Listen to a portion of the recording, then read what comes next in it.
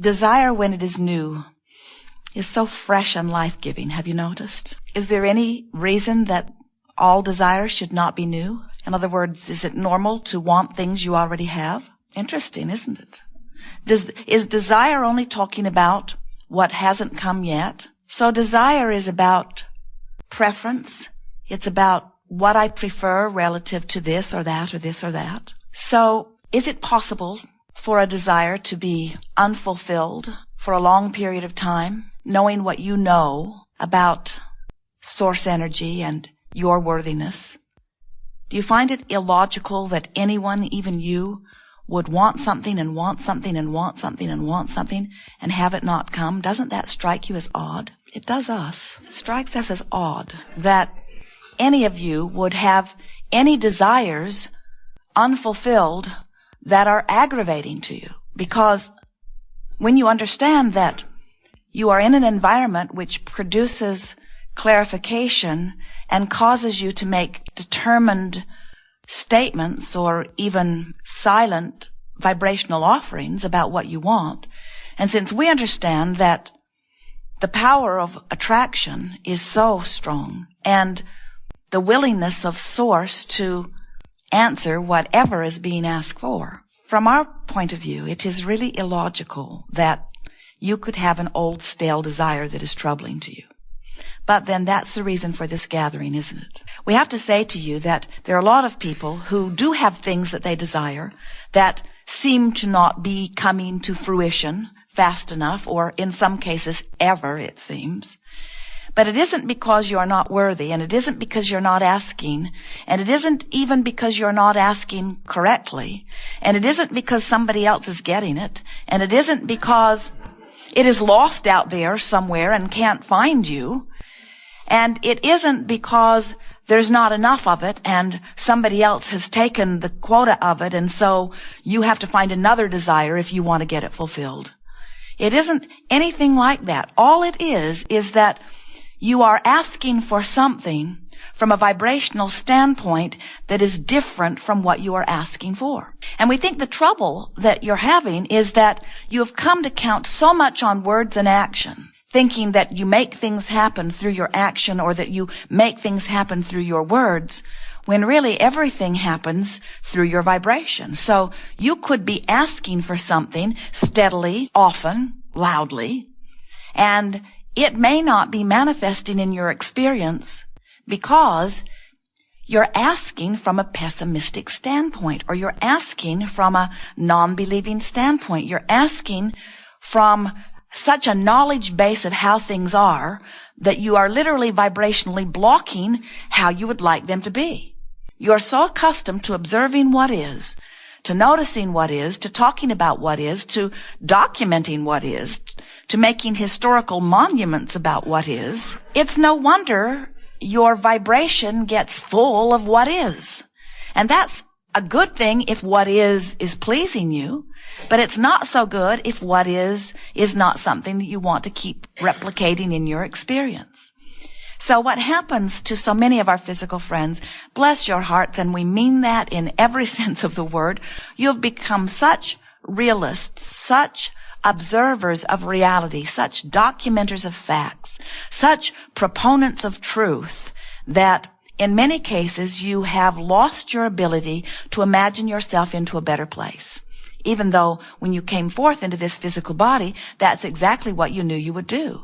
You never said, I'll go forth and look around and I'll just regurgitate what is. You said, I'll come forth, I'll look around, and from what I see, I will conjure, identify, bring into focus, extract, mine, hone, discover. I will find my way.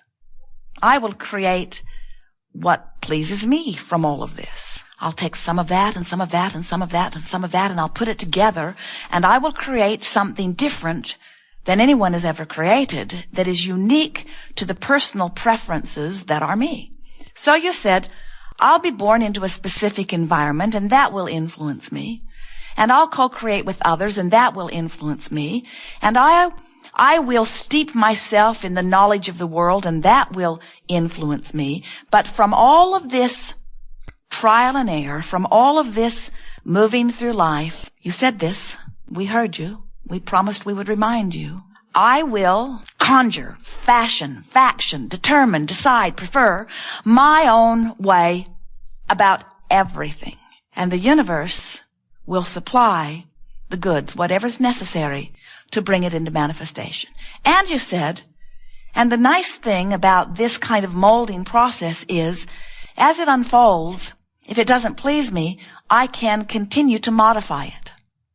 You knew when you were born into this physical body, you knew long before that, you know from your broader non-physical perspective that you cannot get it done. None of us do. We are eternal beings.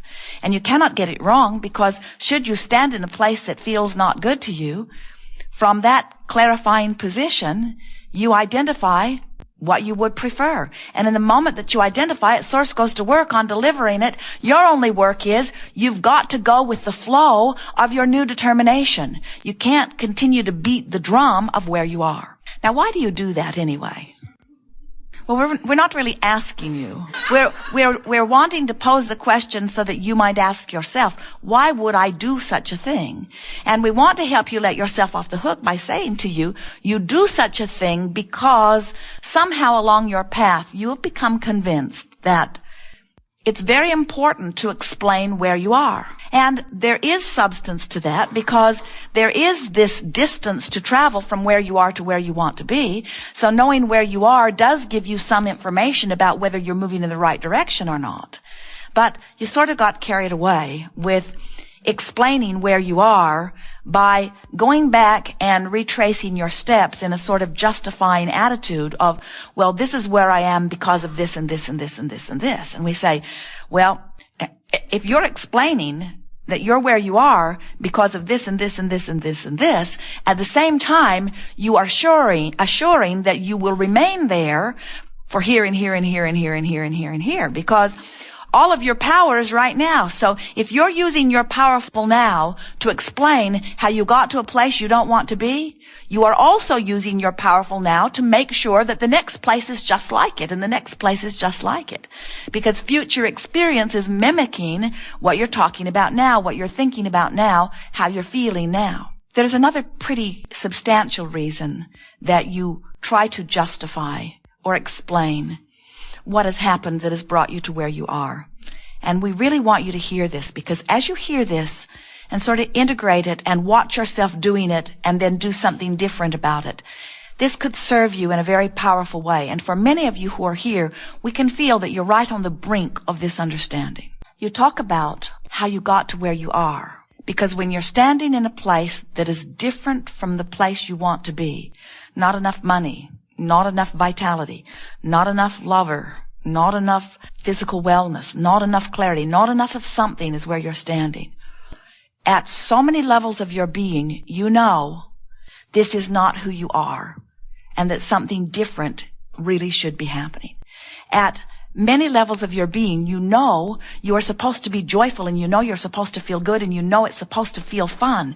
You know that you are of value. You know that life is supposed to unfold in a powerful way for you. At many levels of your being, you understand this. So when you're standing right in the middle of something that seems to not be the way you know it should be, that's what elicits this explanation from you.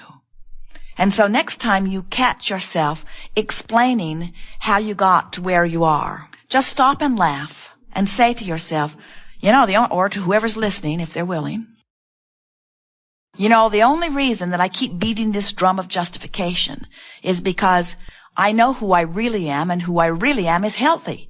I know who I really am, and who I really am is prosperous. I know who I really am, and who I really am is clear-minded and steady and vital and alive and friendly and feeling good and loving and appreciative. That's who I really am.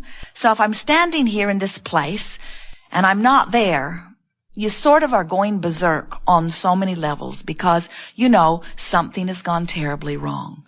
You see, children, sometimes they just throw a tantrum. And it isn't because they're spoiled. It isn't because they're bad. It's because they remember how it's supposed to be. They remember that they're supposed to be adored, and they remember that it feels good when they adore. They remember that they're supposed to feel capable.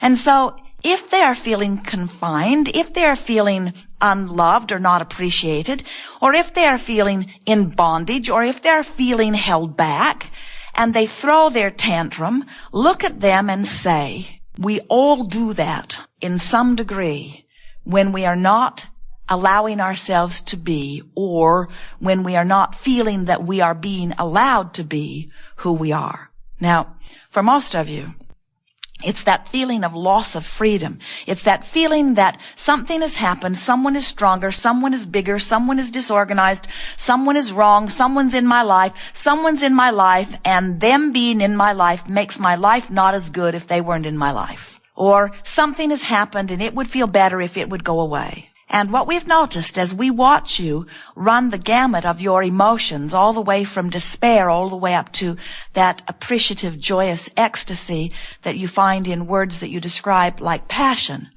that gamut of emotions or vibrational frequencies that you translate through your solar plexus, that gamut of emotions is always about how empowered you feel or how disempowered you feel, how free you feel to be who you are or how suppressed you feel to be who you are.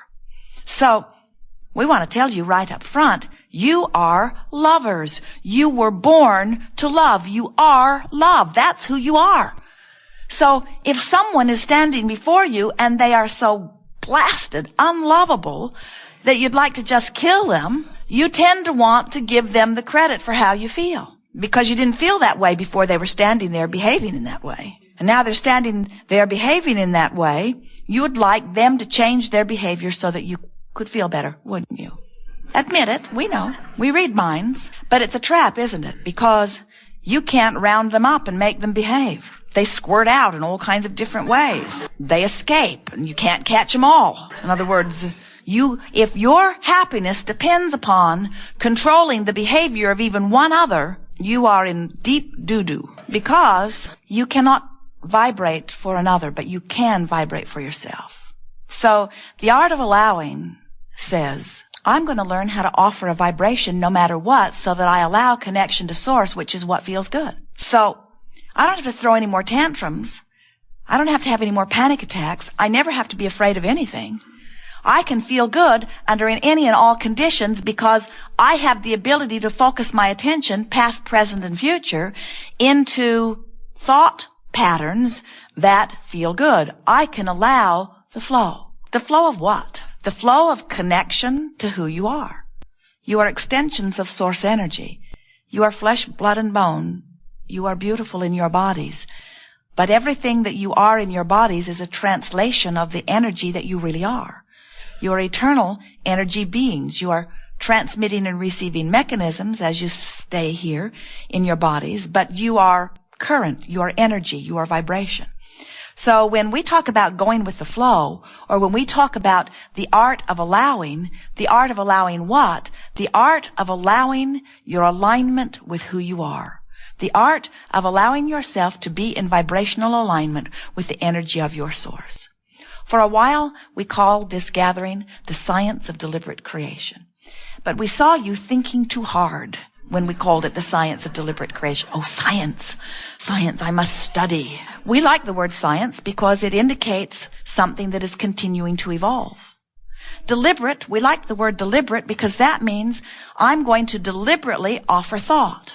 And deliberately offering thought is so much more rewarding and so much of greater value to you than to offer thought by default or to sloppily offer thought.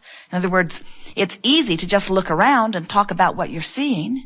It takes more concentration to look around and select the aspects of that which you are seeing. And the way you determine what aspects you're wanting to focus upon and activate in your vibration is by the way they feel. It's not so different from going to a buffet. You sort of pick your way through a buffet, and in time, you learn how that looks like that tastes when you get it in your mouth. And if it's unappealing to you, you don't do it very often. Sometimes something will fool you by the way it looks, but usually you can tell pretty much by the way it looks, and certainly by the way it smells, how it's going to taste when you get it in your mouth. And we want you to realize that your emotions are giving you information that is similar about all things that are important to you.